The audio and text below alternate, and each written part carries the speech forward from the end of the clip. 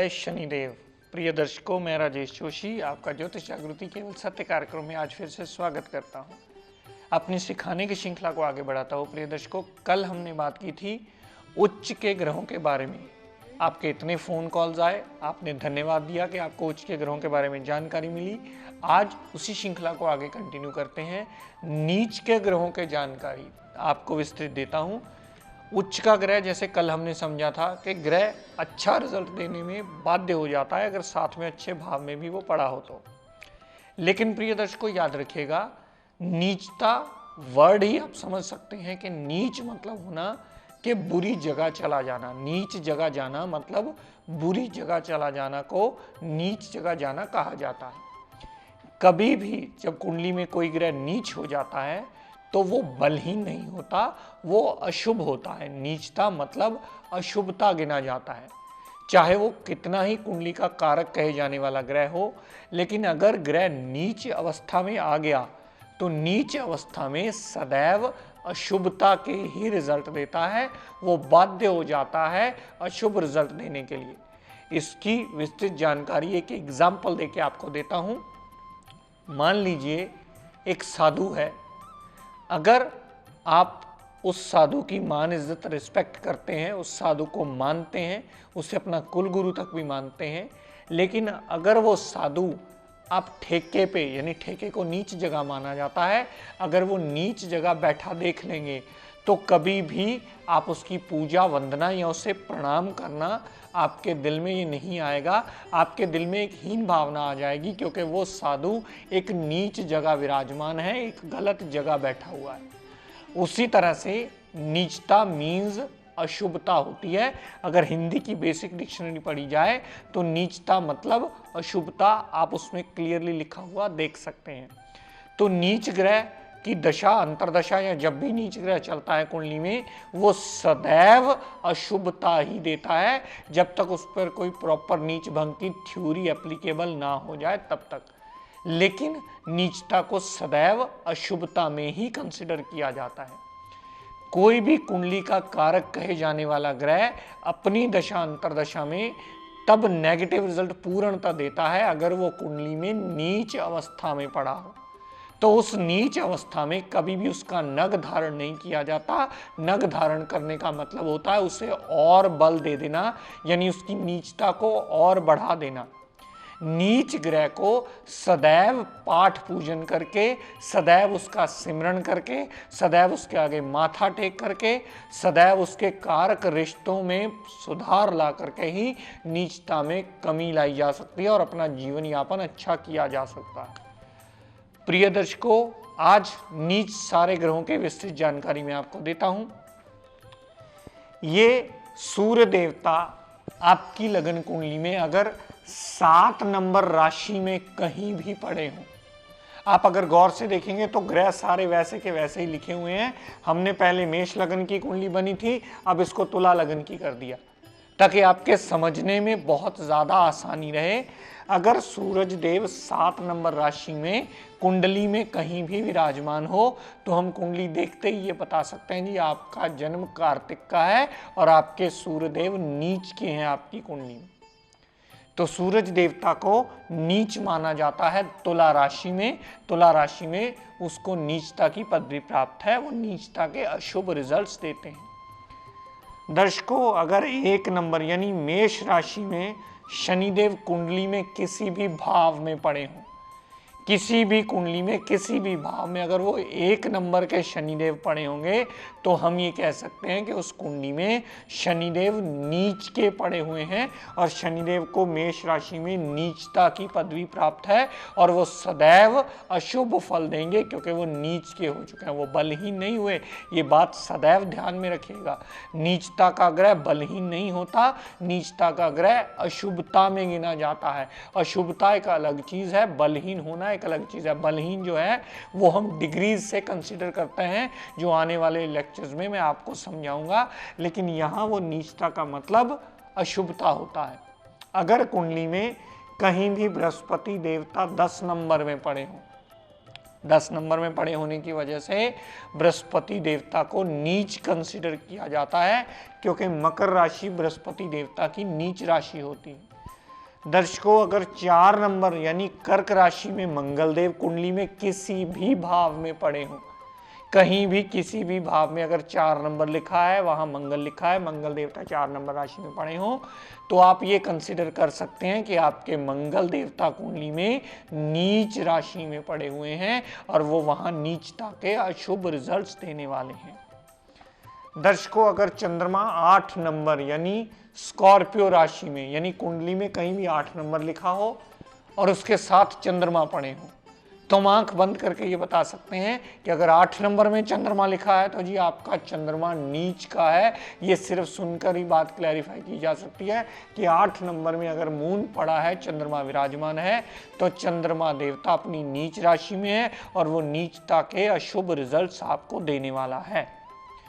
दर्शकों, राहु देवता 9 नंबर में या 8 नंबर में किसी भी राशि में पड़े हों, चाहे राहु देवता धनु राशि में पड़े हों, चाहे राहु देवता वृश्चिक राशि में पड़े हों, ये दोनों ही राशियां राहु देवता की नीच राशियां मानी जाती हैं और वृष राशि और मिथुन राशि केतु देवता की नीच राशियां मानी जाती हैं। अगर राहु नीच का होगा तो केतु भी अवश्य नीच का होगा, जैसे कल के लेक्चर में भी मैंने आपको इसकी विस्तृत जानकारी दी थी। अगर राहु उच्च का होगा तो केतु भी उच्च का होगा, अगर राहु नीच का होगा तो केतु भी नीच का होगा, क्योंकि दोनों ही 180 डिग्री के एक्सिस पे चलते हैं और दोनों सेम डिग्री के होते हैं। दर्शकों, बात करते हैं बुध देवता की। बुध देव अगर कुंडली में कहीं भी मीन राशि के यानी 12 नंबर में पड़े हैं, 12 नंबर में पड़े हुए बुध देवता को सदैव नीच का गिना जाता है, चाहे वो भाव कहीं भी हो सकता है। आपके लगन में 12 नंबर लिखा और यहाँ साथ में बुध देव लिखा हो, तो इसका मतलब ये हुआ कि आपकी कुंडली में 12 नंबर राशि में बुध देव नीच के बने, लगन में मीन राशि के, वो नीच अवस्था में आ गए। दर्शकों, इसी तरह अगर शुक्र कुंडली में कहीं भी 6 नंबर में हो, 6 नंबर में पड़े होने से वीनस देवता को यानी शुक्र देवता को नीच का कहा जाता है। वो सदैव अशुभता के फल देते हैं। कुंडली में भाव चाहे कोई भी हो सकता है, 6 नंबर लगन में हो, सप्तम भाव में हो, नवम भाव में हो, अष्टम भाव में हो, द्वादश भाव में हो या दूसरे भाव में, द्वादश भाव में, कहीं भी हो सकता है। अगर डिजिट 6 लिखा है, 6 नंबर में शुक्र लिखा है, तो वो आप कंसिडर कर सकते हैं कि आपकी कुंडली में शुक्र देवता नीच के विराजमान हैं। वो सदा अपनी दशा अंतरदशा में आपको अशुभता के फल देने वाले हैं। तो प्रिय दर्शकों, आज आपने देखा कि सारे ग्रहों की नीच राशियां आप सही ढंग से नोट कर लीजिए और समझ लीजिए। ये याद करना बहुत आसान है अगर इसी फार्मूले से इसे याद करेंगे तो। लगन में 7 नंबर में सूर्य पड़े हों तो नीच के, वो लगन की जगह किसी भी भाव में हो सकते हैं, लेकिन कुंडली में 7 नंबर में सूर्य को नीच का गिना जाता है। 8 नंबर में चंद्रमा को नीच का गिना जाता है और चंद्रमा के साथ साथ राहु देवता को भी नीच का गिना जाता है। 9 नंबर में भी यानी धनु राशि में भी राहु को नीचता की पदवी प्राप्त है। राहु नीचता के नेगेटिव रिजल्ट 9 नंबर राशि में देते हैं। बृहस्पति देव 10 नंबर यानी मकर राशि में नीच के गिने जाते हैं, वो नीचता के अशुभ रिजल्ट देते हैं। बुध देवता 12 नंबर यानी पाइसिस मीन राशि में नीच के गिने जाते हैं और वो अशुभता के रिजल्ट देते हैं।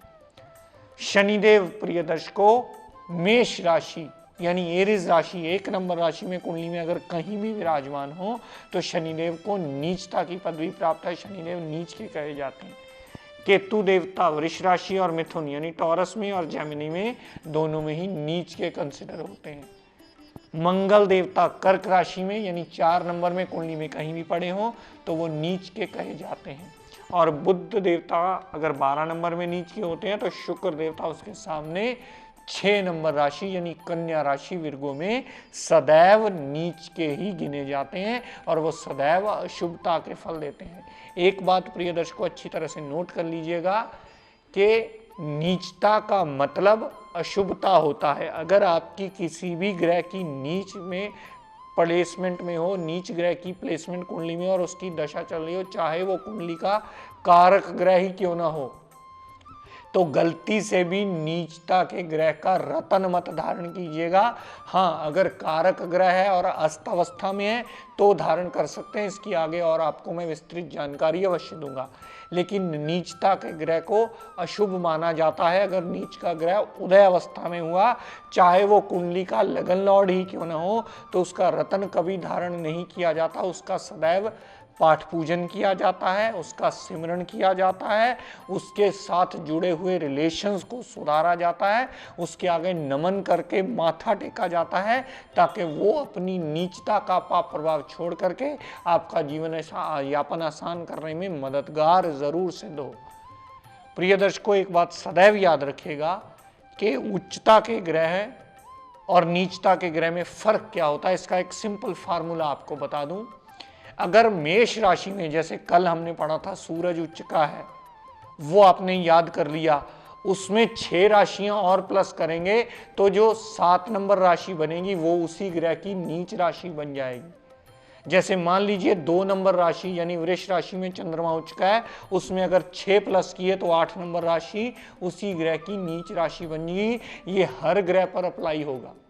अगर 4 नंबर राशि बृहस्पति देवता की कर्क राशि है और उसमें 6 प्लस करेंगे, 10 नंबर राशि जो बनेगी वो उसकी नीच राशि बन जाएगी। अगर बुध देव 6 नंबर राशि में उच्च के हैं, उसमें 6 प्लस करेंगे तो वो 12 बन जाएगी, 12 नंबर राशि ही बुध की नीच राशि बन जाएगी।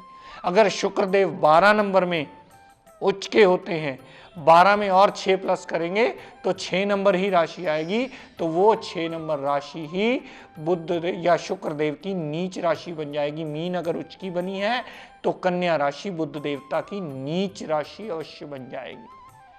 तो प्रिय दर्शकों, आपको यह ध्यान देना होगा कि कुंडली विवेचन करने से पहले अगर आप नए नए सीखने लगे हैं तो अपनी कुंडली निकालिए और उसमें से स्वग्रही ग्रह कितने हैं, उच्च के ग्रह कितने हैं, नीच के ग्रह कितने हैं, इसका एक डाटा तैयार कर लीजिए ताकि आपको पढ़ने और याद करने में आसानी रहे और आप खुद की कुंडली विवेचन करने के इतने अच्छे काबिल बन जाएं, आपको किसी किस्म की कोई दिक्कत परेशानी आए ही ना। क्योंकि उच्च के ग्रह पॉजिटिव रिजल्ट देते हैं, नीच के ग्रह नेगेटिव रिजल्ट देते हैं। ओन साइन का ग्रह अगर अच्छे भाव में आ जाए तो वो स्वस्थ ग्रह माना जाता है, वो सदैव ही अच्छा रिजल्ट देने में बाध्य सिद्ध हो जाता है। और वो अपनी दशा अंतरदशा में अगर डिग्री वाइज बलाबल लेके बैठा हुआ तो आपको सदैव लाभान्वित अवश्य करता है। प्रिय दर्शकों, आज का टिप ऑफ द डे देता हूं, नोट कर लीजिए। आप में से इतने कपल्स आते हैं, आजकल की भाग दौड़ की जिंदगी में अक्सर ये बात सुनने को मिलती है कि हमारा छोटी छोटी बातों पे झगड़ा हो जाता है, छोटी छोटी बातों में मनमुटाव हो जाता है, या हमारे विचार आपस में नहीं मिलते, या बहुत सारे लोग फैक्ट्री की, ऑफिस की, दुकानों की टेंशन घर में ले आते हैं तो गुस्सा कहीं ना कहीं घर वालों पे निकल जाता है। तो जब भी आपके पतिदेव, हस्बैंड या घर का मुखिया कोई भी अगर घर शाम को अपनी फैक्ट्री दुकान से वापस आता है तो गृहिणी का, पत्नी का ये सबसे पहला फर्ज है कि आप कुछ भी बात करने से पहले सबसे पहले उसे एक सादा गिलास उन्हें पानी पिलाएं ताकि उनका दिल, दिमाग, आत्मा थोड़ी शांत हो जाए। क्योंकि चंद्रमा साक्षात पानी होता है। अगर जातक आके घर में बैठा है और आप उसे सादा गिलास पानी पिला देते हैं तो आधी से ज़्यादा टेंशन उसके दिमाग से ज़रूर निकल जाती है और आपका रिलेशन मधुर बनने में ये बहुत बड़ा मेजर रोल प्ले करता है। तो प्रिय दर्शकों, आज अपनी वाणी को यहीं विराम देता हुआ, हम सब के लिए मंगल कामना करता हुआ, शनिदेव से ये प्रार्थना करता हूँ कि हे शनिदेव, हम सब पर अपनी कृपा दृष्टि, दया दृष्टि सदैव बनाए रखें। जय शनिदेव।